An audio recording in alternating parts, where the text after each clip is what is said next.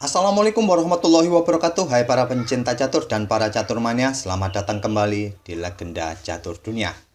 Kembali di seri partai-partai King's Gambit kawan.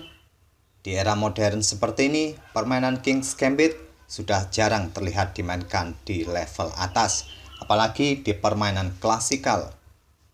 Kalau di permainan Blitz atau Rapid, mungkin masih ada beberapa pemain level atas yang memainkannya, seperti Kasparov saat menghadapi Sergei Karjakin di turnamen Blitz St. Louis tahun 2017 lalu.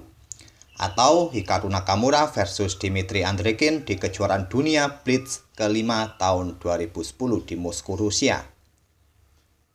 Pada kejuaraan dunia atau turnamen Blitz dunia di Moskow tahun 2010 ini kawan, diikuti 20 pemain. Juaranya saat itu adalah Levon Aronian dan di posisi kedua ada Magnus Carlsen. Sedangkan Nakamura sendiri berada di posisi kelima. Kita akan ulas permainan dari Nakamura ini kawan yang bermain dengan King's Gambit saat melawan Dmitry Andreikin, Grandmaster asal Rusia. Dan kita langsung saja ke atas papan. Ini adalah permainan Blitz kawan, yaitu dengan kontrol waktu 3 menit increment 2 detik per langkah dimulai dari langkah pertama. Nakamura pegang putih bermain dengan pion E4 tentunya, dan kita dapati King's Gambit dari Nakamura. Sebuah langkah kejutan mungkin dari Nakamura saat itu. Dmitry Andreikin memutuskan menerima gambit. Nakamura melanjutkan kuda F3. Dmitry memilih jalur klasikal pion G5 dan Nakamura melanjutkan gajah C4, tentu memberikan tekanan bagi pion F7. Dmitry mendorong pion G4-nya mengancam kuda. Di sini kawan, Nakamura tidak melanjutkan langkah kuda ke peta E5 mungkin untuk kembali memberikan tekanan bagi pion F7. Pastinya hitam mungkin akan menjawab dengan langkah menteri ke peta H4 untuk skak raja putih ini nanti. Nakamura memilih Muzio Gambit kawan, melakukan rokade pendek. Ini adalah Muzio Gambit, yaitu mengorbankan kuda F3. Dan gambit ini diterima oleh Andreikin, pion pukul kuda dipukul balik oleh menteri. Tujuan mengorbankan kuda sudah jelas. Putih mendapatkan kompensasi pengembangan 3 perwiranya ini kawan. Dan jelas ingin mengincar pion F7 dengan 3 perwiranya nanti. Sebelumnya akan pukul pion F4 terlebih dahulu. Jadi Andreikin membackup pion F4-nya dengan gajah di H6. Hitam tidak ingin membuka lajur F ini kawan. Setelah kehilangan pion F4, nanti pasti tekanan akan lebih berat dari putih dengan adanya 3 perwiranya. Dengan dukungan gajah di peta C4 dan 2 perwira lain yang ada di lajur F ini. Nakamura melanjutkan dengan pion D4 membuka diagonal peta gelap bagi pengembangan gajah, bersiap pukul pion F4 nanti. Kembali hitam membackup pionnya dengan menteri ke H4. Sekarang Nakamura melanjutkan langkah kuda C3. Hitam melanjutkan pengembangan kuda C6 memberikan ancaman bagi pion D4. Nakamura membiarkan hitam pukul pion D4 ini, dia melangkah kuda D5. Memberikan ancaman garbuan skak pada beteng di peta A8. Mungkin juga mendukung perwira yang lain untuk bersiap pukul pion F4 nanti. Di sini kawan, Andreikin memutuskan untuk membackup pion C7-nya dengan menggeser raja ke D8. Pada posisi seperti ini tadi kawan, hitam sebetulnya mempunyai pilihan yang lebih bagus daripada menggeser rajanya ke peta D8 ini, yaitu dengan langkah kuda pukul D4. Ini tak ada masalah bagi hitam kawan. Setelah mungkin putih akan melanjutkan dengan langkah kuda pukul pion C7 skak, raja bisa bergeser ke D8 dan menteri putih dalam ancaman kuda hitam ini kawan, otomatis dia akan bergeser mungkin ke peta D3. Hitam bisa melanjutkan pukul kuda, menteri putih pukul kuda hitam dan memberikan ancaman bagi beteng di peta H8. Hitam bisa memblokadenya dengan langkah menteri ke F6. Beradu menteri kawan, di langkah berikutnya mungkin menteri hitam ini juga akan bersiap untuk bergeser kembali ke peta B6 untuk beradu menteri lagi. Dan posisi raja hitam pun akan baik-baik saja dengan variasi ini. Malah hitam posisinya masih akan tetap unggul. Di sini tadi Dmitri Andreikin memilih langkah yang pasif raja ke D8 dan Nakamura melanjutkan dengan pion C3. Melindungi pionnya terlebih dahulu kawan sebelum pukul pion F4 ini. Pion D6 lanjut Andreikin membuka jalur-jalur pembukaan bagi gajahnya. Kuda pukul pion F4. Kuda hitam lompat ke E7 bersiap untuk memainkan betengnya, digeser ke lajur G mungkin menempati lajur yang sudah semi terbuka untuk memberikan tekanan bagi pion G2. Pion G3 mengancam menteri. Menteri bergeser ke G4 menantang pertukaran. Tantangan ditolak, menteri putih ke G2. Sekarang gajah ke D7 lanjut putih mengembangkan gajahnya.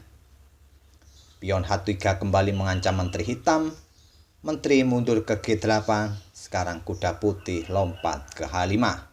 Membuka jalur bagi betengnya kawan untuk memberikan tekanan bagi pion F7 ini. Dan juga terbuka kawan diagonal peta gelap bagi kedua gajah saling beradu. Andreikin menerima tantangan gajah pukul gajah, dipukul balik oleh beteng, dan selanjutnya menteri hitam maju ke G5 mengancam kuda, di backup oleh pion G4. Sekarang kuda hitam lompat ke G6. Dan terlihat pada posisi ini, pion di peta F7 ini terlihat gratis untuk bisa dipukul oleh gajah ataupun dengan beteng.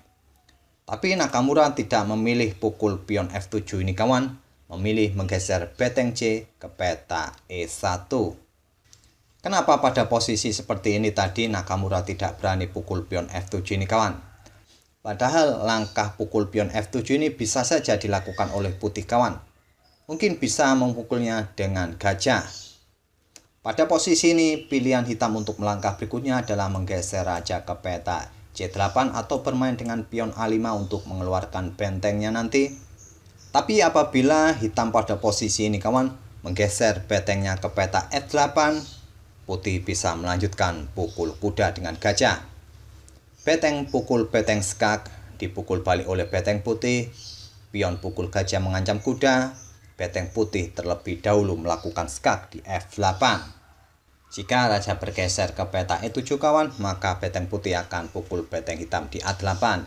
Pion akan pukul kuda, dipukul balik oleh pion G, dan saya rasa posisinya akan kembali berimbang pada posisi seperti ini. Putih unggul 2 pion kawan di sini, walaupun dia nanti hanya tinggal 1 beteng melawan gajah plus kuda, tapi posisinya masih tetap seimbang.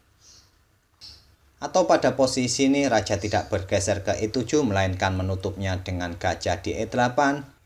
Putih bisa melanjutkan dengan langkah kuda ke F4 untuk memberikan ancaman garbuan skak pada menteri hitam. Dan tetap saja kawan pada posisi ini posisinya pun akan tetap berimbang. Tapi Hikaru Nakamura tidak memilih untuk pukul pion ini kawan, menggeser betengnya ke E1. Dan Andreikin melanjutkan menggeser betengnya ke F8 melindungi pionnya. Tapi tetap saja kawan, putih masih bisa pukul pion ini karena pion ini hanya dilindungi oleh 1 perwira. Tapi kembali Nakamura tidak ingin membuka lajur F ini kawan, dia bermain dengan menteri maju ke G3. Menteri hitam maju ke H4 menantang pertukaran, kali tantangan diterima kawan. Menteri pukul menteri, dipukul balik oleh kuda hitam, sekarang kuda putih lompat ke F6. Memberikan garbuan bagi gajah serta pion di H6. Juga gajah ini posisinya masih tetap kawan memberikan ancaman bagi pion F7 dengan dukungan beteng di lajur F ini. Di sini bila beteng hitam bergeser ke peta H8 maka hitam akan kehilangan pion F7-nya.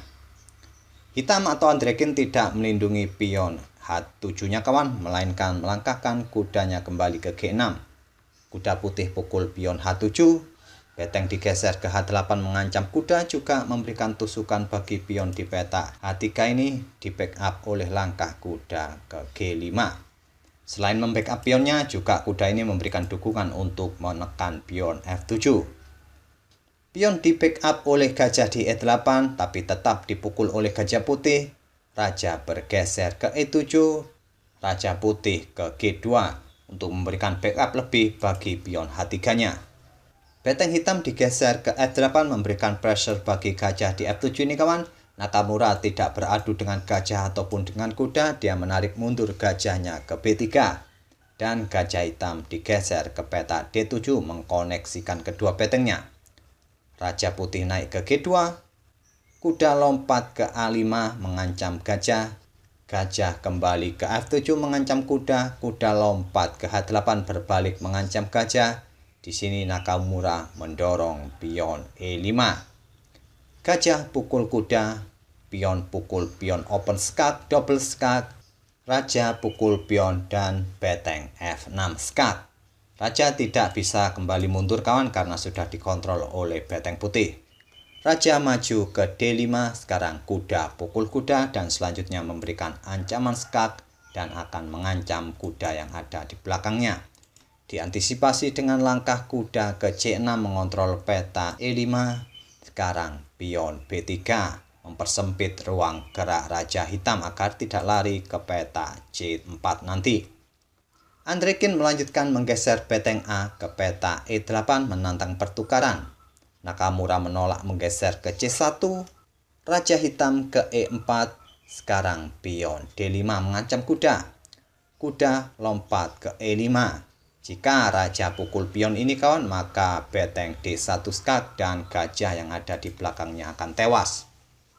Jadi pada posisi ini tadi, kuda lompat ke peta E5, selanjutnya beteng E1 skak, raja pukul pion, beteng D1 skak, raja ke E4, dan sekarang beteng F4 skak, raja ke E3, beteng E1 skak, raja ke D2, beteng pukul kuda, dan gajah ke C6. Beteng pukul beteng lanjut Nakamura, dipukul balik oleh beteng hitam, pion G5 lanjut Nakamura. Ingin mempersiapkan pion-pionnya untuk segera didorong untuk promosi, dibalas dengan beteng hitam ke E3 skak, raja ke H4, sekarang gajah ke D7. Bersiap memberikan ancaman skak mat kawan, tapi didahului oleh Nakamura beteng ke D4 skak, memberikan garbuan bagi gajah di peta D7 membuat Andrekin menyerah di langkah ke-44. Dan inilah kawan cuplikan di mana langkah-langkah terakhir dibuat oleh kedua pemain.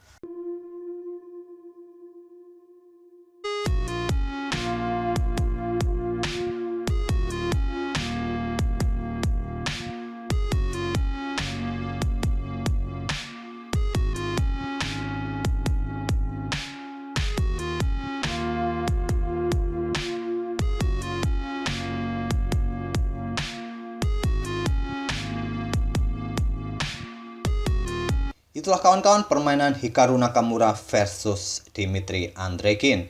Nakamura berhasil memainkan King's Gambit dalam permainan Blitz. Semoga permainan Hikaru Nakamura tadi bisa menginspirasi dan memberikan referensi bagi kawan-kawan dalam permainan King's Gambit. Kita akan bertemu di video-video berikutnya kawan. Terima kasih. Wassalamualaikum warahmatullahi wabarakatuh.